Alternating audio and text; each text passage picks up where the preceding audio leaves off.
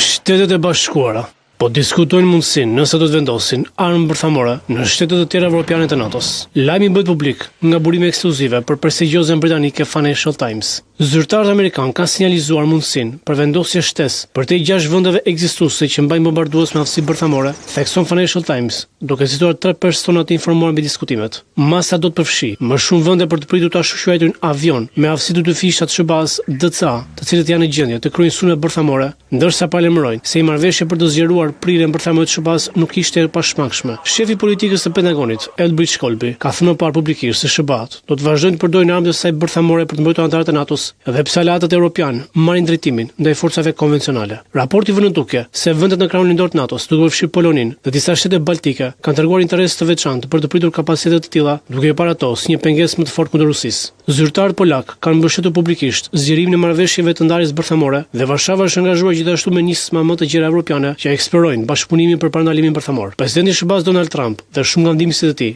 kanë kritikuar aleatët evropian se nuk shpenzojnë mjaftueshëm për ushtritë e tyre dhe se mbështeten tek SHBA për mbrojtjen konvencionale. Shqyrtimi i mundshëm i politikës vjen në sfondin e debateve në Washington mbi ekuilibrin midis angazhimeve bërthamore të SHBAS dhe përgjegjësisë evropiane për mbrojtjen konvencionale.